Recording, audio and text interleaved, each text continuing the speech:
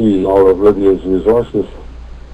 But it's rather ironic in a way that Gaddafi had made concessions, major concessions to the imperialist countries, and granted them new oil concessions and so on fairly recently. So he should be considered to be a friend of the West. But instead of as they attack him, and now they just keep on killing civilians, destroying the infrastructure there, and so on. I protest to the government here regularly about involving Canada in the attack on a friendly country. It all falls on deaf ears, because it's the ministers and the government who make the policy, not people, the professionals in the foreign affairs, as far as I can gather. It's probably the same in the U.S. Do you see us, what about this whole Canadian, Mexican, North American community? I mean, how different is this from the whole Soviet Union system that they put together, or the European Union for that matter? I don't see it doing America too much good. So I think in a way that's opening up the southern border to full populations or something. And it's also it makes the imports from the low-wage areas in Mexico and so on more of a threat to American companies. One of the problems is there's not all that much left of American manufacturing. There's a lot of it's been now transferred overseas. And even if all these economic problems are solved, it would take a long time to rebuild American industry, if ever. So, and let me ask you about the other problem. But the other problem I see it is they have criminalized and eliminated some of our major crops, like hemp, or as they call it, marijuana. And right now we invaded Afghanistan, and our troops are guarding the opium poppy crops that those nasty old Taliban were destroying. And I've documented in my book, Mystery Babylon, that the CIA and Mossad were both working to bring over cocaine into this country by the plane load, by the ton, and they flew it into a little protected airport, protected by the governor. That was Arkansas, and the governor was Bill Clinton, who became our president after, George Bush. So the situation is worse, much worse now than it was before they attacked, they replaced the Taliban. That's right. And but we did discover that there's a lot of minerals up there in those mountains that we can use. A few $1 billion, $1 trillion worth of minerals up there that we can use to make computers. So not only did we get the oil pipeline and the heroin, hey, we got some we got more computer chips coming. Huh.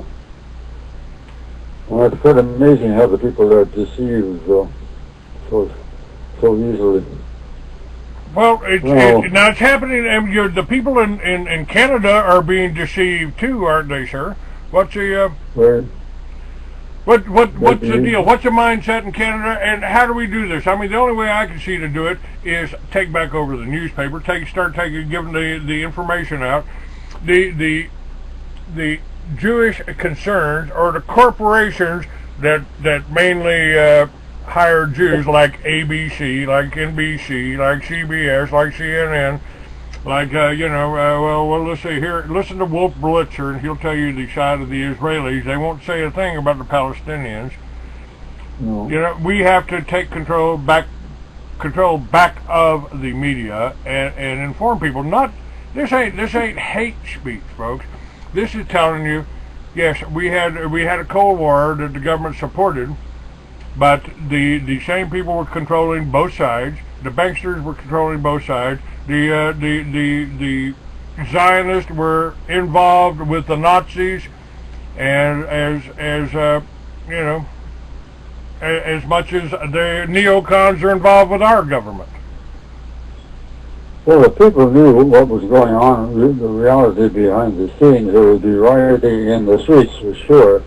But it's all cleverly concealed, or many things that are done in terms of foreign policy and so on, that they're misconstrued as being something they're really not.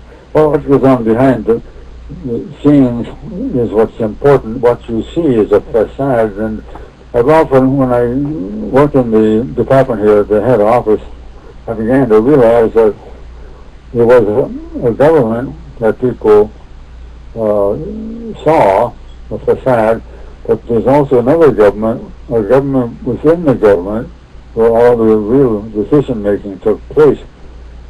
But it's, no one is prepared to blow the whistle, and if you try to blow the whistle, as I did, you are permanently silenced, and you're certainly deprived of your livelihood. What happened to you? You know, now, sir, I came out with a number talking about the. Pardon me? I've got an echo here, and I'm not sure what happened here. But I came out with a story about 9/11, the truth about 9/11, back in 2004, and they tried to kill me. Kept me in a hospital and drugged, heavily drugged, into oblivion and unconsciousness for 3 months for 3 broken ribs. What did they do to you? They also destroyed every business I had. I had magazines sold for $500,000, and that was on Friday, and by Monday, suddenly I was public enemy #1. What happened to you, sir? I'm not too surprised. I think more and more people now, probably the majority of people now, despite all of the propaganda, are convinced that 9/11 couldn't have been done by a bunch of terrorists. All 3 demolitions were very, very personal, and the consensus among engineers and architects and so on is that they couldn't have been knocked down just through burning some jet fuel on an upper floor. And in any event, the number 7 building was a controlled demolition, and no plane had flown into it. So, but the propaganda is still pretty intense on supporting the party line that Al Qaeda or someone had done it, which is of course impossible. Whoever planted the charges was a master at demolition. Both of them came down right square on their footprint. They all did. And in this issue of the magazine that I'm holding up, folks, I tell you that the engineering firm that had been in the World Trade Center for 10 years under the Port Authority had told them that the only way they couldn't be repaired because scaffolding wouldn't go that high, so they had to come down. And so they sold them to Larry Silverstein. He arranged for the Mossad to blow them up, and or Dov Zakheim, the guy that quit the Pentagon after losing $2.6 trillion that he couldn't account for. That was Rabbi Dov Zakheim. He obviously invested all that money into building those remote control devices for airliners.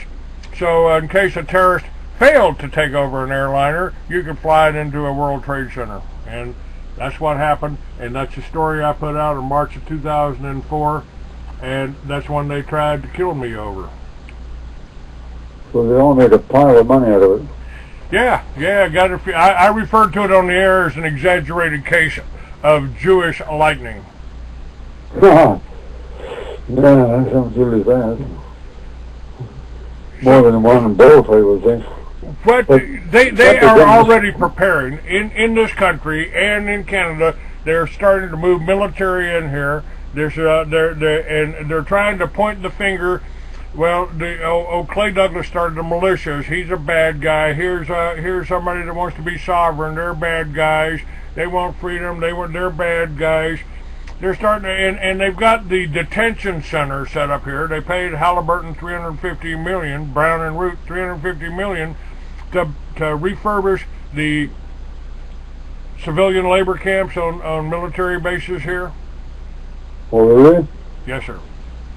They've also got millions of coffins, plastic coffins, sitting around on different bases around the country. Really? Yes, sir. What do they have in mind? Well, who knows? We in the film that I did over 10 years ago, I filmed the first Homeland Security meeting. You know, in case of a single outbreak of smallpox in a major metropolitan area, we'll need 400,000 well-armed, well-trained, organized, disciplined troops to control the American people, because some of them just won't follow orders. And it could be an earthquake on the New Madrid fault line. It could be a nuclear attack. It could be this. It could be that. And they're moving military equipment around this country. We've got photographs of trains filled with military vehicles being transported around this country. Whose military vehicles? What they're for? Nobody knows. Do you think they're anticipating an insurrection of some kind by the people? I think so. Yes, sir. I think the information has got out. Every 90% of the people in America know that the Federal Reserve is ripping you off and your children off, and they've been doing it for 100 years. They know that now, and they're starting to get upset about it. Now they're starting to take homes. Now they're starting to our President Bush, as he was going out of office, handed the bankers $2 trillion, and the Federal Reserve has been passing out more than that. So yeah, I think people are starting to say, wait a minute. You know, who's doing this? Who's benefiting? You know, where's our share? I mean, we went over and invaded Iraq. We got we took over the oil. Where's our share? Where's our share? Exactly. Where'd the money go? The situation now seems to be extremely unstable, and do you think it's possible that we're facing a new depression? Oh, I think we've been in a new depression. I think more than that, I think we've actually been in Armageddon, as predicted by the Bible for the last 100 years. The press just didn't tell you because they're behind it. Well, we're really interesting times. How many people have died in wars or from starvation in this last 100 years? We're talking about 1 billion people, folks. 60 million in Russia, 100 million in China. How many? And you know, add to that all of the disease, all the cancer that's going around that could be prevented, stopped. Add that to the geoengineering with the chemtrails. Well, you know, all of this could have been avoided, and we could have had a much more prosperous and peaceful and comfortable world now if we had been on the right side in 1939. We should have joined with Germany as an actual ally, or at least stayed neutral, but preferably formed an alliance. We should have eliminated communism in Russia. That would have then forestalled the growth of communism in China, which would have developed probably along some kind of capitalistic lines like Taiwan. And the colonial empires and so on of the European powers could have been left to evolve. I mean, they're all making great progress under white rule. Nothing to apologize for, including South Africa. Well, let me share. Let me add to that. Let me add to that what Joseph Goebbels said in 1945. He said every Russian, English, and American soldier is a mercenary of this world conspiracy of a parasitic race. Given the current state of war, who could still believe that they are fighting and dying at the front for the national interests of their countries? The nations want a decent peace, but the Jews are against it. They know that the end of the war would mean the dawning humanity's knowledge of the unhealthy role that international Jewry played in preparing for and carrying out this war. They fear being unmasked, which in fact has become unavoidable and must inevitably come just as the day follows the night. That explains their raging burst of hatred against us, which are the only result of their fear and their feelings of inferiority. They are too eager, and that makes them suspicious. International Jewry will not succeed in turning this war to its advantages. Things are already too far along. The hour will come in which all of the people of the earth will awake, and Jews will be the victims. Here, too, things can only go so far. It is an old, often used method of international Jewry to discredit education and knowledge about its corrupting nature and drives, thereby depending on the weaknesses of those people who easily confuse cause with effect. Jews are the masters at manipulating public opinion, which they dominate through their network of news agencies and press concerns that reaches throughout the world.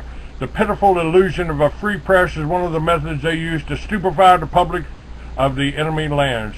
If the enemy press is as free as it pretends it to be, let it take an open position for or against the Jewish question. It will not do that because it cannot and may not do so. The Jews love to mock and criticize everything except themselves, although everyone knows they are the most in need of public criticism.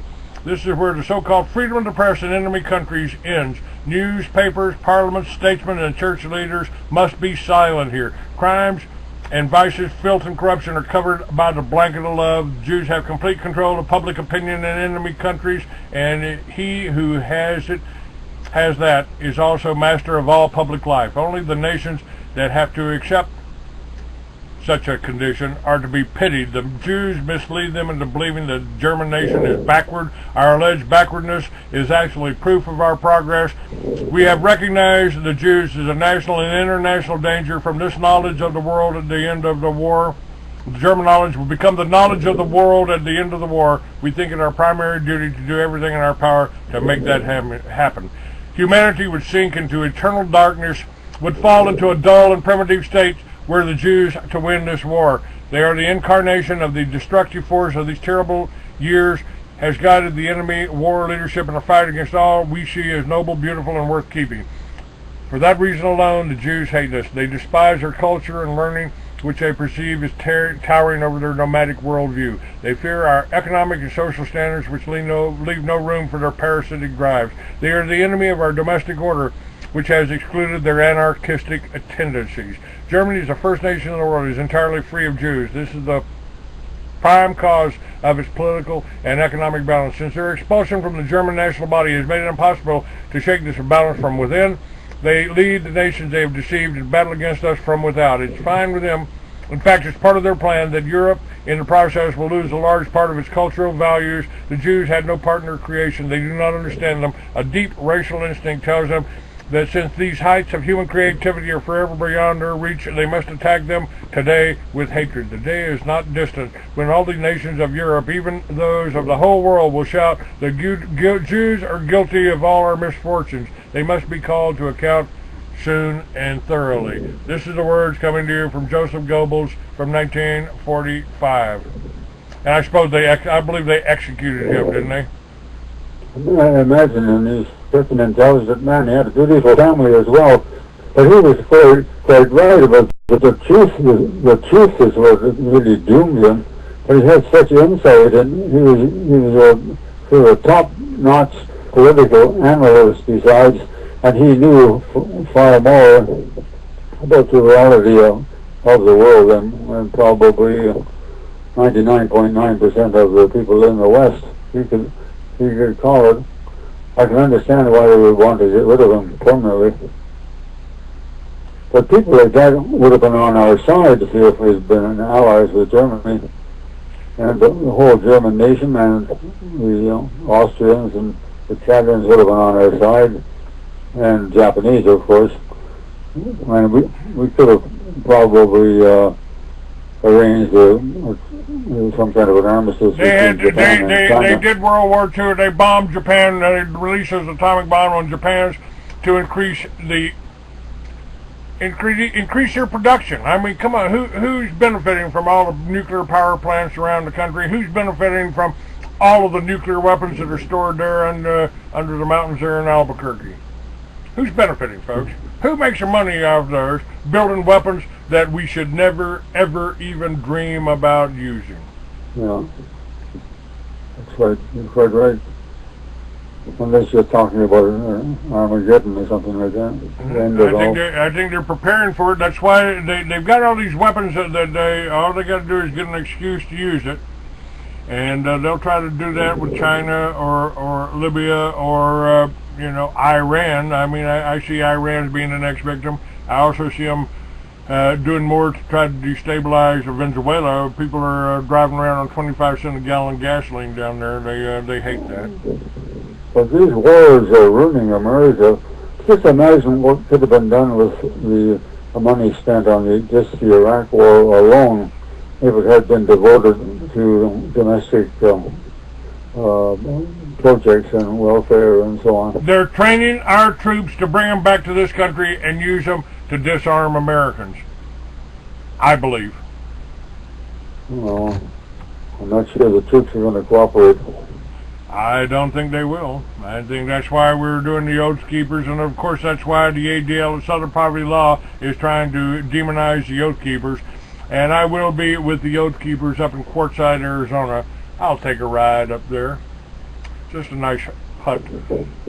A lot of the troops who go to these foreign battles, I think, they must be very much disillusioned when they find out what's really happening there. They're killing civilians. They killed Pat Tillman. They certainly, he was killed by friendly fire. People on his own team shot him because he was going to tell people that our troops are being used to guard the opium. Come on.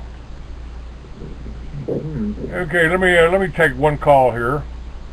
Okay. Hello, Ann, are you with me? Yes, yes, Clay. Good morning. Good morning.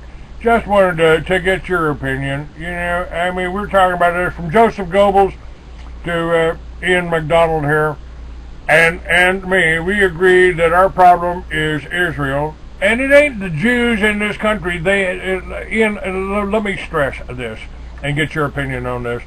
The Jews are being used in this country. They were used in Germany. They were driven out of Russia to go into Palestine. The Jews are being used the same way the Christians are being used by their 501c3 government-sponsored churches, aren't they?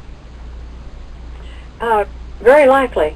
But there is a solution to the whole thing. And what we're talking about, I'm going to talk about a couple things just real quick. Okay. You got 2 minutes. Human love is like, I will love you if you do this and that, or if you be this to me or that to me. The unconditional love dissolves everything unlike itself. And when you get rid of all your unloving thoughts, feelings, and beliefs, you're free. And you have no enemies. And the time that I spent sending love to that government agency that was going to investigate me was well spent. No investigation happened, and I was well strengthened in my solar plexus area, in my midsection. And after close to an hour of sending them love, just tell them, so and so, I love you, love you, love you. I really love you. I sent them love. And you know what? It dissolved every difference. Love will dissolve, genuine, unconditional love will dissolve everything unlike itself. That's right. That's what she's talking about, folks, is raising your level of vibrational energy. That's correct. And love is that's it. You can't love if you're in fear. They want to get you in fear so that you have an ought with them. That's right. That's what we were talking about just yesterday. We got to lose the fear, folks. We got to be brave. We got to be strong, and we got to love our enemies. We got to be able to do that. Ian, you can find out. Okay, thank you, Ann. From thereleasetechnique.com. Okay, thank you very much, dear. I appreciate it. Okay, thank you for your call. All right. Goodbye. Okay, Ian. Last word. Yeah, that was John Lennon's idea, of course, as well. That love conquers all, but the trouble is you can love other people, but you don't necessarily reciprocate. They don't necessarily love you. In fact, they consider you probably a sucker. That's right. That's right. And that's the whole Talmudic outlook. That's a whole religion thing right there. So, Well, all right, we're out of time here, sir. Thank you very much. I appreciate you being on my show, sir. Oh, great pleasure. I'd like to get my opinion. All right, sir. And if you go to my website, you can download this show and pass it on to everybody on your list. Okay. All right, sir. Thank you very much. Well, you're very welcome. Thank you. Recording has been completed. Bye-bye. Bye-bye now.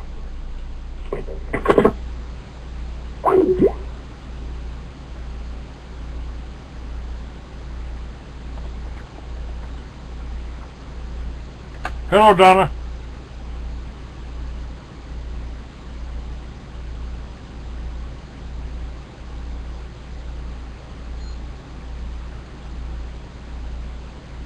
Ah, come on.